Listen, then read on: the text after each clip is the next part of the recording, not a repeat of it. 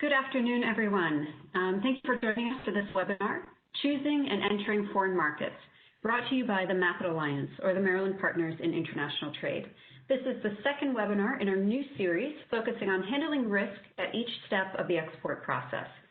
I'm Rebecca Bellinger, the Executive Director of the Center for Global Business at the Robert H. Smith School of Business at the University of Maryland College. The current market share you have tablet that you're watching this webinar approach. So first you want to cross in that particular country so quickly. And seeing if there's anybody that complements the previous steps that I mentioned. Your USA made 5% of which are navigable, so demand. And we visit because customers in the Q&A to JV, but maybe using local partners. Piece of equipment. It doesn't just I think FC Enter Brazil once didn't work. Establish connection through so long, and then all of a sudden you received toward the end of the form or brand or service. But also once we've concluded, as you are closing out of WebEx after the webinar, you'll see a pop-up window with a link to an evaluation, and we thank you in advance for taking a moment to complete that for us. And finally, if there are any technical difficulties on our end or on yours, we thank you in advance for your patience. As I mentioned, this webinar is brought to you by the MAPIT Alliance. MAPIT brings together key partners from industry, local, state, and federal government, and higher education in Maryland to raise awareness of existing export promotion programs, facilitate greater access to and usage of these resources, and build new collaborative, globally focused educational programs to support exporters like you. The four members of the MAPIT Alliance are the Maryland Department of Commerce, the USIAC in Baltimore, the District Export Council, and the Center for Global Business at the Smith School. And this webinar series is just one of the many collaborative educational activities. Turning now to our agenda, we will first hear from Dr. Prochnow and then from Mr. Grove, and then we'll finally move to taking questions from the audience.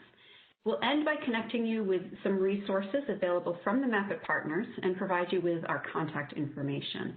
And given the shorter time frame for this webinar, we're presenting the content in a seminar format with both theory and frameworks and a practical example from Maryland industry.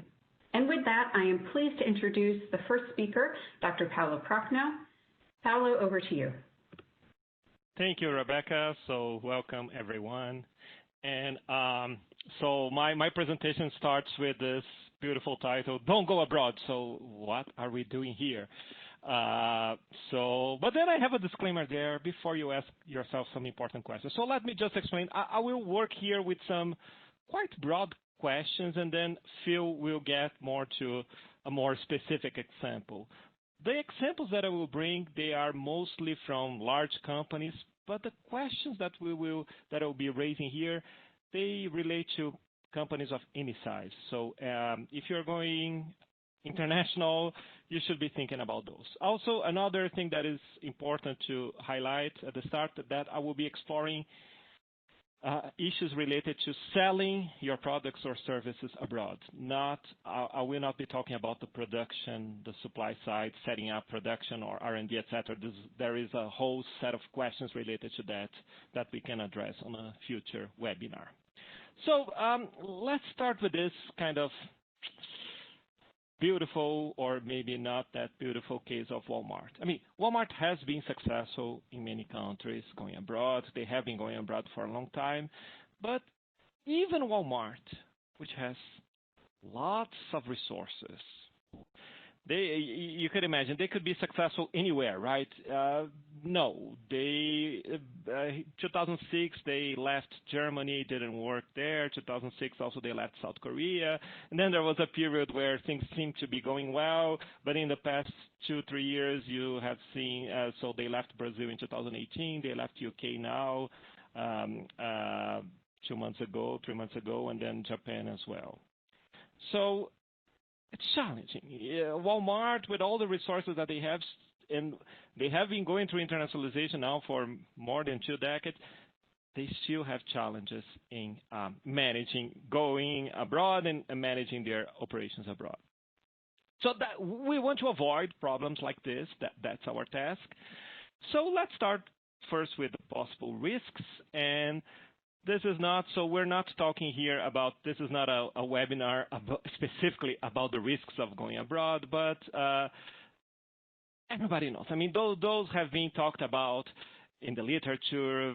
So there are some risks that are more institutional differences, laws, regulatory environment, trade barriers, taxes. Those things you cannot control at all. Maybe you can have some influence, but those things, they are risks and you cannot control.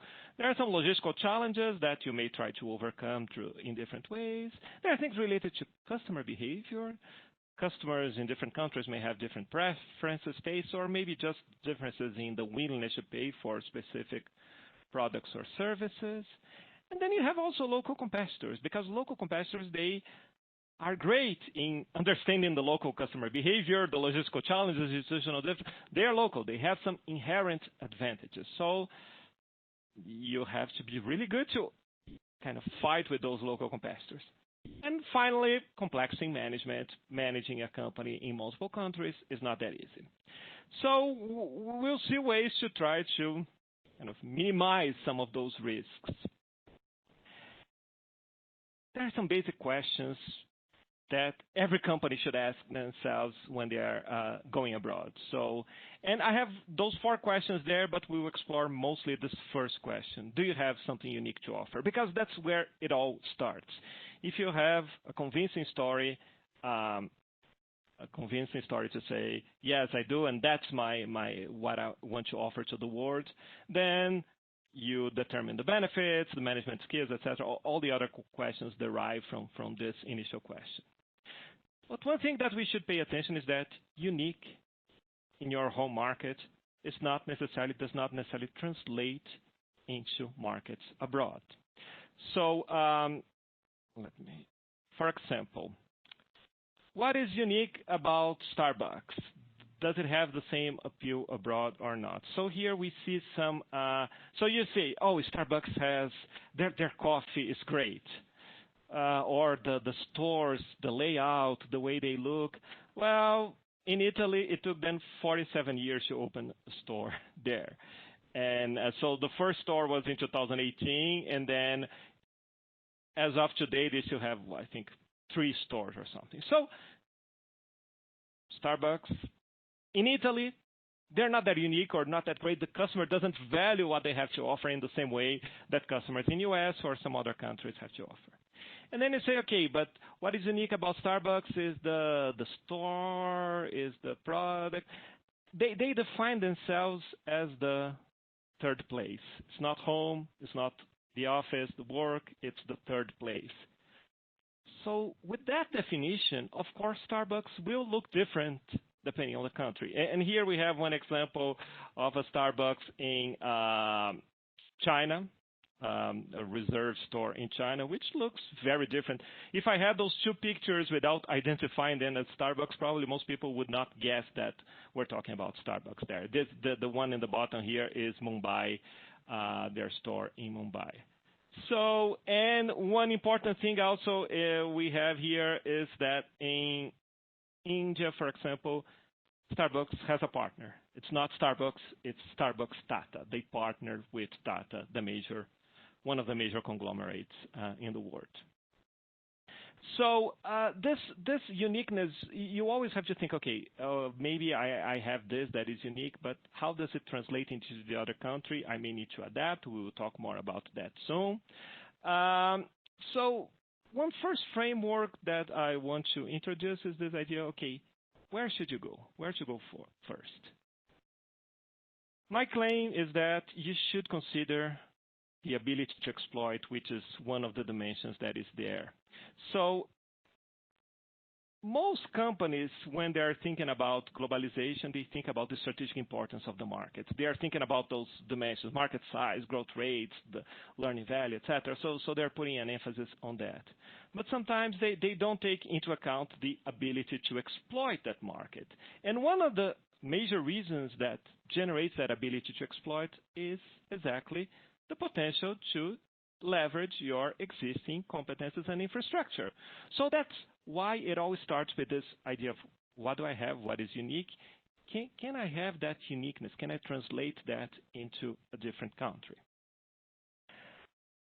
So if you put those two elements together, and this is a matrix developed by one of my colleagues, Anil Gupta, and with co-authors, they developed putting those two together and saying, okay, there are some obvious cases. If you find markets that are really important and that you have high ability to exploit that market because either the market is very similar to your market or customers have similar preferences, or you can leverage your existing competences and infrastructure, that's where you should give priority.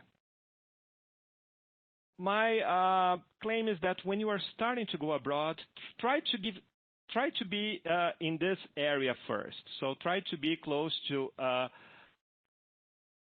the high ability to exploit. Even if the market is not that important, even if it's a market that is not it's not a major market, but where you are almost sure you will have success because you have a strong ability to compete there. Because if you start there, that will generate some early wins and you are successful in your initial moves, that will generate momentum for the global expansion.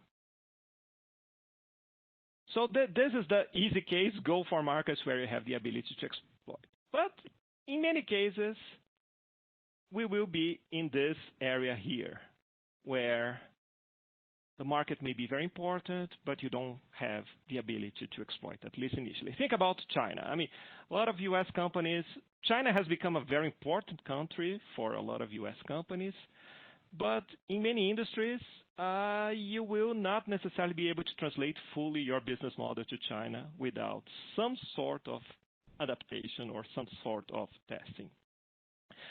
Yum Brands, for example. Yum Brands, the parent company of KFC, Pizza Hut, Taco Bell, they're extremely successful. They have been very successful in China.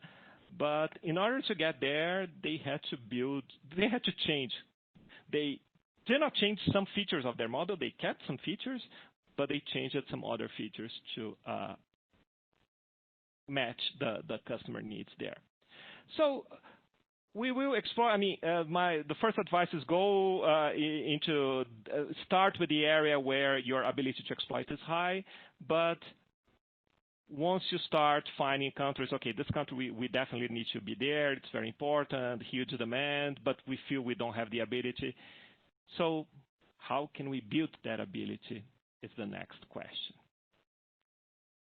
So the first kind of advice there, well, the first step I would say is start by determining what you need to adapt. And don't overdo. Local adaptation is costly, complex, may compromise your business model. If you look at the literature, a lot of people say, oh yeah, you have to adapt as you go global. Not necessarily, and there are a lot of things you don't need to adapt. Think about Apple. An iPhone is an iPhone everywhere, and a MacBook is a MacBook. They don't adapt. They may adapt some things related to distribution and marketing, but it's essentially the same thing that they're selling all over the world.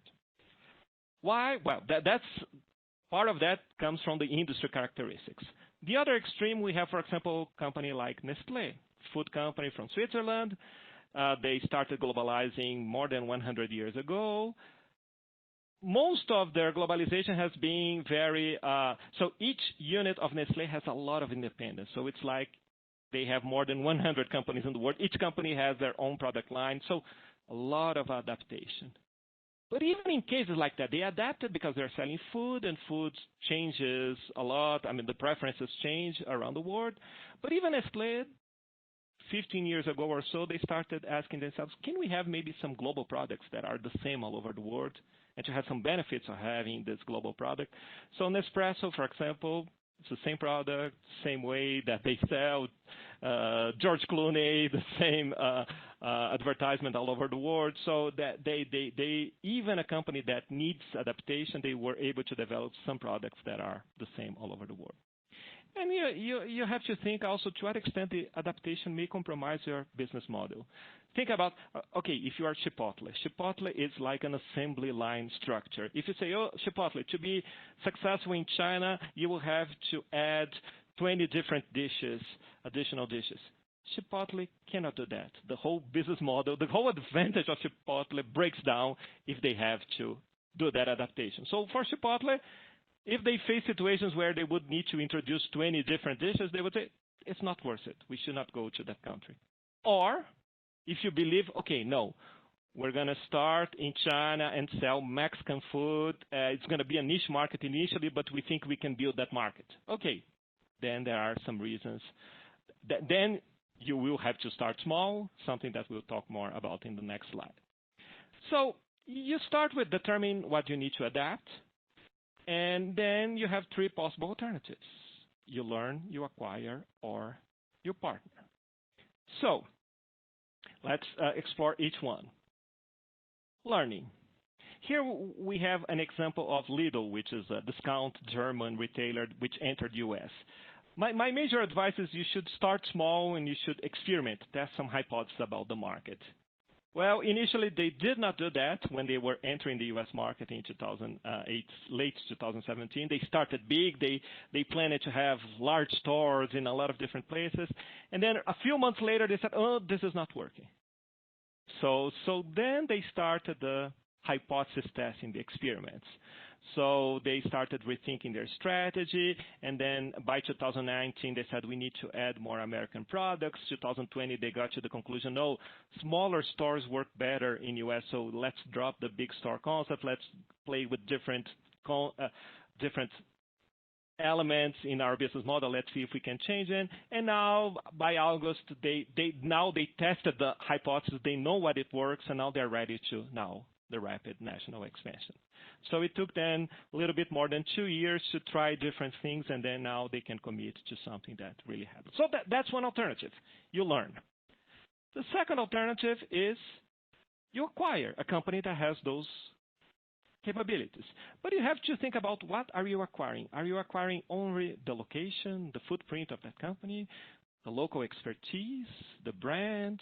So what is the logic for value creation? Every acquisition involves a premium. You have to pay an above market price. So you have to have a logic of value creation for that acquisition. And then how you're going to manage the acquired company is also very important. Are you going to decentralize decision making? You bought a company abroad. Are you going to let them run the business, or are you going to say, no, I will run the business?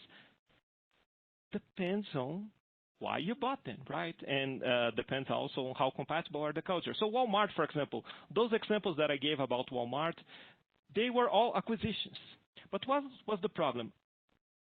Walmart acquired those companies due to their footprint, their locations, but also supposedly they were buying those companies because those companies knew their local customers better and had strong brands. But what happened? Over time, Walmart centralized the decision-making headquarters level. So those companies that they bought did not have the flexibility to react to the customer needs. So it didn't work. If you acquire those companies because you want their expertise, you have to let them run the business. And you can put some targets based on how much they should generate to you, but you should not be interfering with their day-to-day operations that much. So that's important. A lot of companies, acquisition may make sense, but they end up making mistakes in this management, how they manage the subsidiary. There is a whole, we could talk about hours about that. There are a lot of things related to that element. Finally, the third option, you find a partner. So that's a great way to deal with uncertainty because it does not involve a premium. You are not paying a premium. You are not acquiring, and it's easy to revert. If it doesn't work, you just end the alliance. And many times alliances are a first step into a future acquisition. You enter the country through an alliance to get to, you are learning about the country, about the demand. If things are working well, many times companies may end up buying the local partner and expanding them. So it starts with the same question. What are you looking for in the partner? And of course, partnership assumes that there are partners with the capabilities and they are willing to partner with you. So that's not, sometimes in theory, partnership is the best choice, but you cannot find any viable partner. So then you're back to the other two alternatives. Partnership has risks already. You can give away some of your knowledge to the local partner and they may become a future competitor. If they don't do the things properly, it may hurt your brand and it may have issues of trust and commitment. So there are a lot of things also that are risks involved in the partnership. So let me just summarize the major lessons here, then Phil will give you a more kind of hands-on example. You should start defining how you're going to add value abroad. And that's how you're going to add value abroad. Sometimes you need some things that you don't have at home. You need new capabilities. Depends on the location. Then you map the future locations in terms of strategic importance, ability to exploit. The initial emphasis should be go to high ability to exploit, because that helps to generate quick wins. So go for locations where there are higher chances of transferring fully your home country competitive advantage. For those locations where that's not easily, you have to build that ability to exploit, then you have three alternatives: learn, acquire, or partner. And then which one is the best one depends on what you need to succeed in each location. So the same company, Walmart, they chose acquisitions in some places, alliances in other places. They started with their own resource in others. So it depends a lot on what you need to build that ability to exploit. Okay, I will be happy to answer any questions you may have. Now we will move to Phil. He will explore one specific case. Great, thank you, Paolo. That was super interesting. I always like hearing your presentations, and maybe just speaking for myself, but I feel like the participants may have gotten everything they need to get out of this webinar just from your comments. So I'll do my best to complement your content with some hands-on examples, as you mentioned, based on my experience as an exporter. So again, I'm Phil Grove, and I'm the chair of the Maryland, D.C. District Export Council, or the DEC. Our DEC is one of more than 60 across the United States who have a mission to promote exporting as a way for small and medium-sized businesses to grow. In my real day job, I am an exporter by practice with Ellicott Dredges based here in Baltimore, Maryland. You may be asking yourself, what the heck is a dredge? That is the piece of equipment you see here on the right side of your screen. The dredge is a floating piece of equipment that excavates material from underwater and pumps it to shore and out of the way. The main purposes of dredging is for navigability, so ships can enter shipping channels, and also for flood mitigation purposes. So as a river fills up with sediment, the floods tend to spill into the villages or the infrastructure nearby. So our equipment is used all over the world. You can see in the bottom left the map of where our dredges made in the USA have reached in the black color. So again, I'll be speaking today based on my experiences over the last dozen or so years here at Ellicott exporting U.S.-made products to the other side of the world, generally developing countries that need infrastructure development. So first, to complement Paolo's comments, why are you going to export your products in the first place? And I've got a few reasons here. The first is over 95% of the world's population is outside the United States. Fair enough, not the entire world is your customer base, but you could apply the current market share you have in the U.S. or your local market and what you know about the demographics and who purchases what, where, why, to the world and sort of narrow down what your potential is abroad. The next reason that I have here is, as everybody knows, the internet has changed the way that we communicate with our friends and family locally, but also with the world. And the world is totally interconnected now due to the internet. The next point I have here is that international air travel, at least PC, pre-COVID, had the world connected at an unprecedented level before airlines started shutting down. And it's one of the reasons why the virus was able to spread so rapidly, is because air travel has the world connected in ways you've never seen before. So with that being said, business in general is global by nature. And I've read this over and over again. You hear people saying globalization is dead, global trade is declining, but I fundamentally disagree with that. For example, the laptop or the tablet that you're watching this webinar on here today, I can almost guarantee it wasn't made in the United States.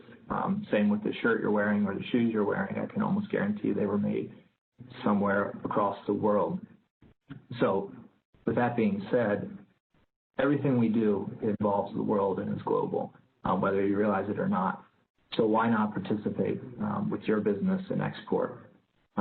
considering that these boundaries, communication and physical boundaries, are lower than ever to reaching the rest of the world.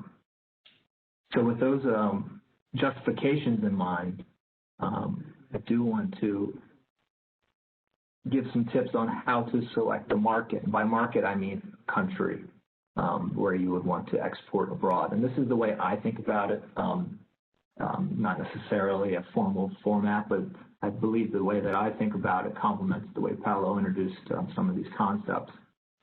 So really, the way that I structured this is sort of a crawl, walk, run approach. So first you want to crawl. You want to do some research. Look into the facts and figures, economic data about a certain country that you're interested in. One of the great resources that I like to use is the CIA World Factbook online, which has very reliable data, but also a lot of one-pagers, things you can print out that are fast facts and figures about a country. And you can quickly get an idea of their culture and demographics, their economic data, things about their currency. And, you know, a really important thing when you're going abroad is realizing that everybody uses the metric system. The next stage in research I have is investigating the business environment. One of my go-to resources for this are country commercial guides issued by the U.S. Department of Commerce. They have a great almost A to Z guide on any specific country around the world that are written by the U.S. embassies stationed in that particular country. So if you want to learn about visas, business travel, partnering, starting a franchise, et cetera, all those are, it's all very well documented and available today if you want to look it up. Another business environment resource that's very important to look into is Transparency International posts their annual corruption index, so you can see where there may be some risks associated with doing business in a certain environment.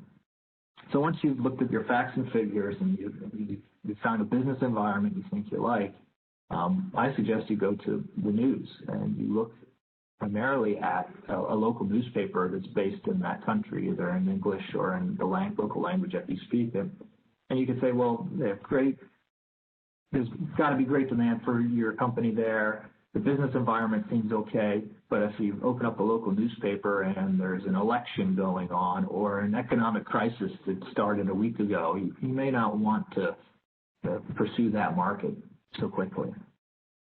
And then the last research step I have here is check out what your competitors are doing, either your international competitors or, like Paolo said, your competitors on the ground, the local competitors, and determine, see what they're doing, see who they're working with. And if it's not easy to find their information online, you can always look at import-export data that's kept by all of the international ports, either in the U.S. or any specific country. So you can see if your product is being imported or exported by anybody in that country. So saying that you've gotten past this first research step, which I think you could start today even if you'd like to, you want to start engaging those involved in that market, in that country. And if you don't know where to start, there are local resources available to you, like the MAPIT Alliance.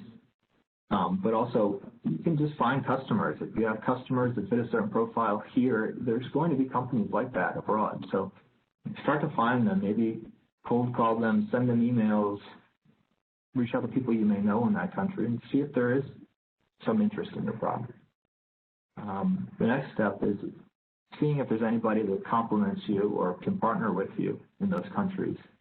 A lot of times, suppliers in your industry, maybe a parallel product, maybe not a competitor, they will have a distributor or a representative in a country that can also carry your products.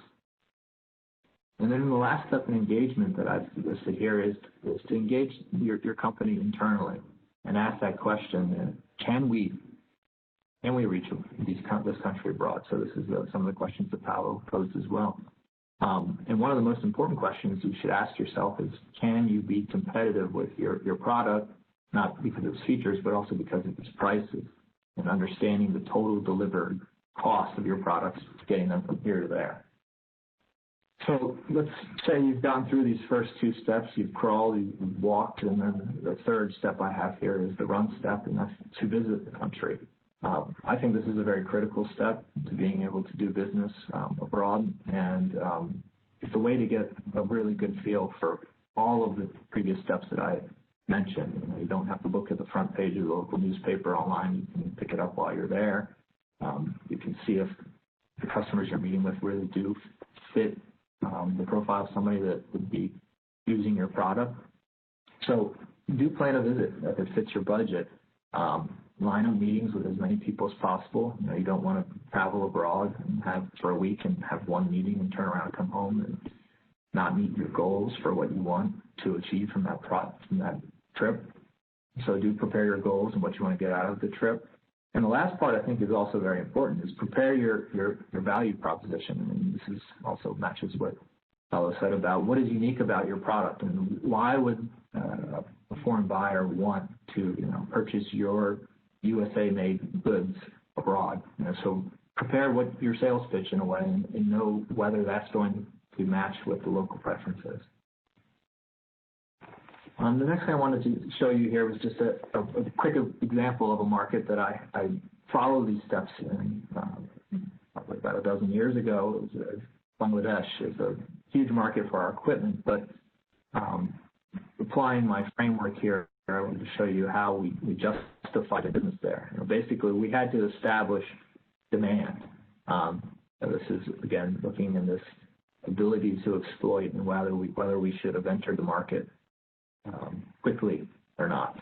But Bangladesh has a huge population, extremely dense. But at the same time, we must be aware that they're ranked 146 out of about 180 countries in Transparency International's corruption index. So a lot of risks to go there, but at the same time, over 24,000 kilometers of rivers, only 25% of which are navigable. So a perfect fit, perfect need for our equipment. And it's no secret in our industry that dredges are in high demand. Well, the next question is, what about our price? What about our ability to sell our products? Bangladesh is being called the next Asian tiger, huge economic growth and emerging middle class, and a very solid foreign currency of reserves, mainly due to their major exports of garments and clothing. The reason that's important is we sell U.S. products that we like to sell in U.S. dollars, so there is a high foreign currency reserve there. And the last part, which is really interesting and helpful when we're competing with our European competitors, is that their local currency, taka, is pegged to the U.S. dollar. So as the U.S. dollar gets stronger and weaker around the world versus the euro, our products maintain a constant value to the end user over there. So basically, we, in this first step of research, validated a demand and validated the ability to exploit, the ability to enter rapidly.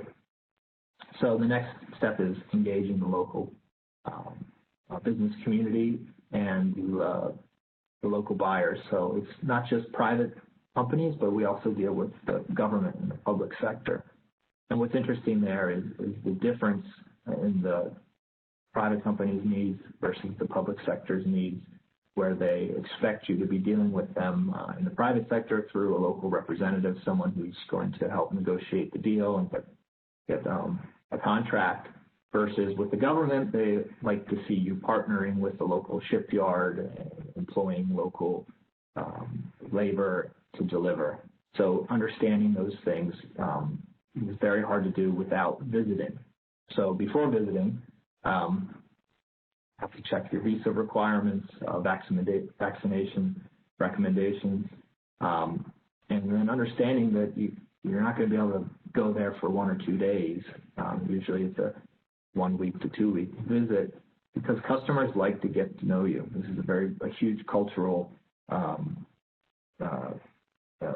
fact in many parts of Asia, is that customers, especially if they're spending money on a U.S.-made product, which is typically a little bit more expensive, and they're committing to you, they want to get to know you. They want to know that they can trust your product, they can trust you, and that you're not just selling them a lemon of a piece of equipment. So what I like to say is that before you get a contract in Bangladesh, you usually have to have breakfast, lunch, and dinner with your customer before they even trust you to proceed with negotiations. So building and maintaining relationships is very important. Now, I could take Bangladesh out and replace it with any given country, but I feel that this is a very good example of taking the baby steps up front, establishing demand, deciding where to go, deciding what kind of customers you are trying to target and what is important to them. And I'm willing to answer any questions in the Q&A to get into any further details that aren't competitive sensitive. So thank you. With that, let's turn it back over. Great, thank you, Paolo and Phil. These are really fantastic presentations, and there's a lot of great information in there. They're really information dense. We've had a couple of people ask us to make sure that the recording will be available and for your contact information. So I'd like to reiterate here to everyone that this is being recorded. It will be made available via our website and sent out to all of you following this live event, and we will have contact information to share with you shortly. I did want to take a couple minutes to get to some of the other questions, though. And the first question that came in, and I'll read it exactly as is could Walmart or any strategic or unique U.S. company offer joint ventures with local partners to make the venture successful? And looking more specifically at what we're asking here is not maybe a traditional JV, but maybe using local partners, freight forwarders, et cetera, for specific countries and markets. And Federico has identified that this would be a great resource for some of our smaller Maryland companies. Do either of you have some comments on that?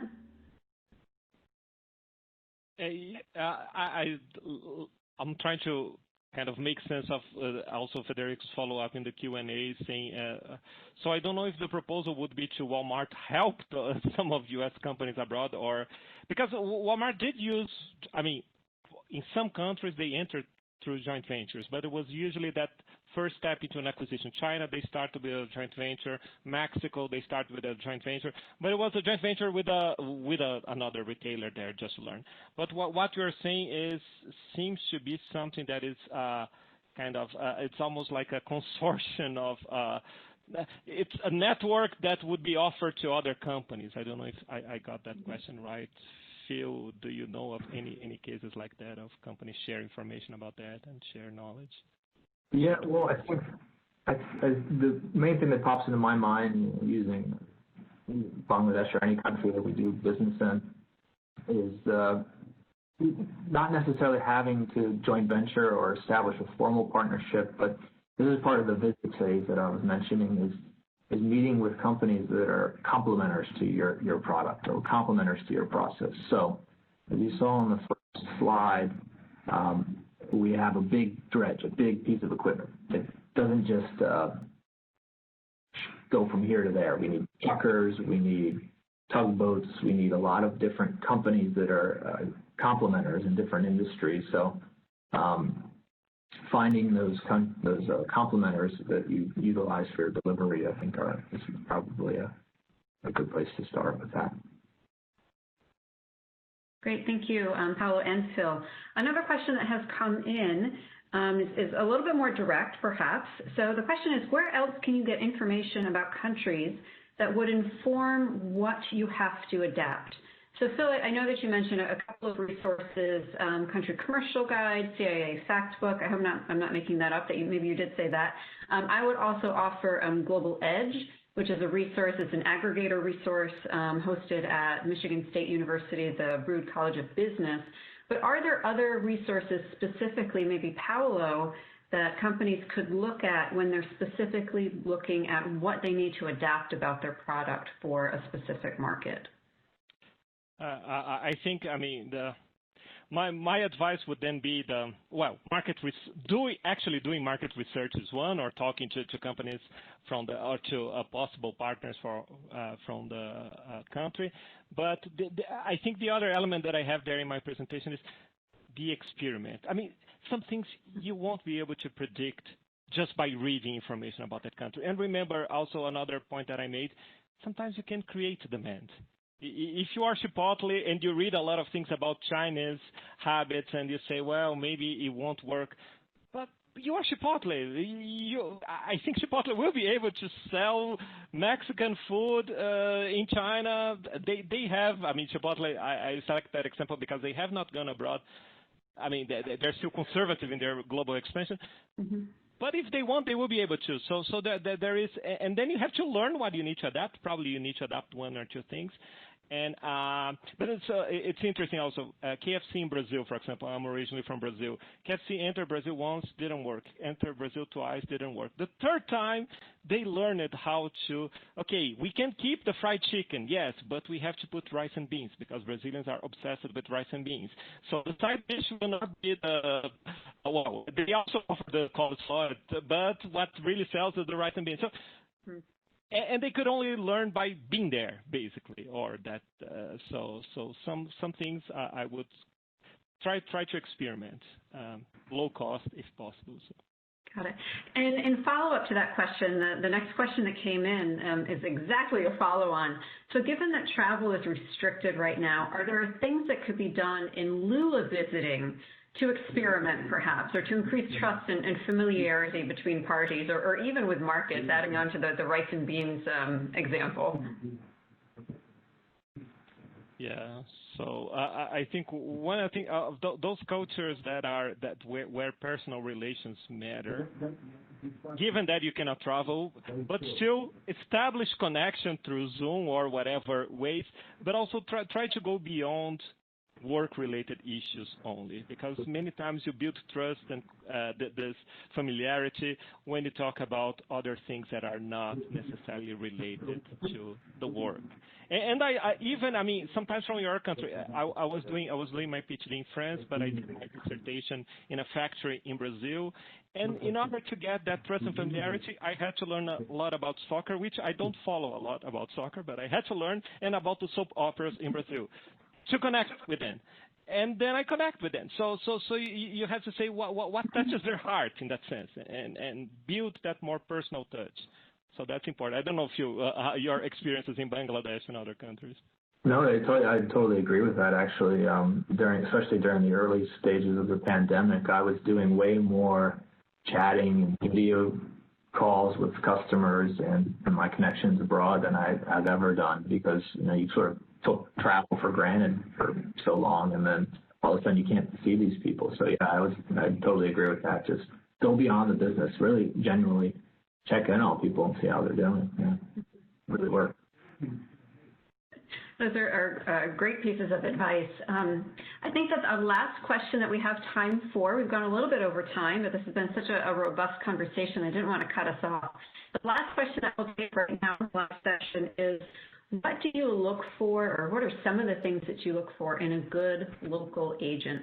So we've been talking about relationship building and trust, but what are some inherent qualities that you would look for? Well, I'll take a stab at this. One of the things that is really interesting in a local agent is you'll look, again, I'll use the term complementary industries. A lot of our agents are also in the shipbuilding or marine or heavy equipment industry. So you'd want to look for somebody that maybe doesn't know your products already, because they'll probably be representing a competitor, but somebody that's in a parallel or complementary space.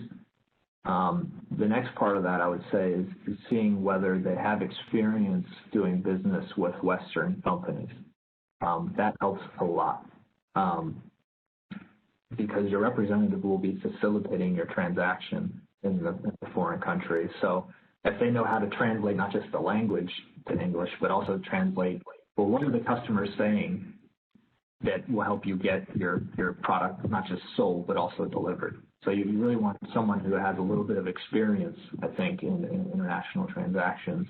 And the last point I would say is that you want to vet them for their reputation and their compliance ability with Foreign Corrupt Practices Act, and make sure they're not somebody who's sliding envelopes of money around, because you will be the one who gets in trouble if they're doing that. That's great, Phil. Paolo, did you want to add to anything? No, I think I fully agree. I liked what Phil added. I mean, beyond, of course, somebody that should take things seriously, it's because of somebody that is representing your product or brand or service, but also the thing about somebody that you can learn from, and that it's which is because that's what you want, right? You want to learn more about that market. You are finding a local partner because they bring that knowledge. So you have to establish a relationship where you can actually learn from that partner. That's right. Which was maybe the problem, some of the problems in Walmart, that they were not very open to that learning. So it works on your side as well. You have to be open to that learning to adapt and adjust your model based on the feedback from the partner. That's great.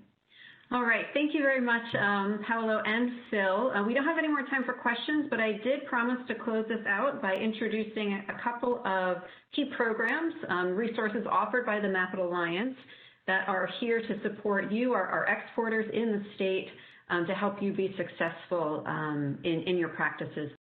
There are 3 programs that I will mention here. The first is Export MD, which is a grant offered by the Maryland Department of Commerce. Export MD is available to eligible Maryland companies. They can apply for grants up to $5,000 for any export marketing initiative, and applications are considered on a monthly basis. The next program that I'll mention is Export Tech. It is a national export assistance program that helps companies entering or expanding in global markets. The program applies a structured export strategy development process and an innovative group consulting model to help companies achieve their desired results. And it is the only national program through which each company develops their own written export plan that is then vetted by a panel of experts upon completion. And Export Tech is jointly offered by the District Export Council and the USIAC in Baltimore, with sponsorship from the Maryland Department of Commerce and the Center for Global Business. And finally, the last program that I'll mention to support your export goals is the Maryland Global Export Consulting Program. And this is an opportunity for you to work with a student team to solve a critical business challenge that you are facing. You can get actionable recommendations from a team of talented MBA or undergraduate students that have worked with and learned from Dr. Prochnow. And these students will work on your project under the supervision of a faculty member. The recommendations that you receive from the student groups are fully customized to your company and to your challenge. The deadline for spring projects was December 1st, but we are still accepting statements of interest with the hope that we will be able to support more companies in your export practices. And this is a program offered jointly by the Center for Global Business and the Maryland Department of Commerce. And you can link to any of these programs or any of the partners through the link tree that we have here on the slide in front of you. And as promised, finally, here's our contact information. And you are free to reach out to any of us if you have additional questions that we haven't been able to get to during this event, or if you have other questions pertaining to support for your export practice. So thank you everyone for joining us, the MAPIT Alliance, today for this webinar. Please don't forget to take the survey as you close out of WebEx, or like I said, there'll be a little pop-up window for you. And if you are struggling with any of the risks that you're finding in your international operations and your export practice, please do reach out so that we can support you. Thank you, everyone.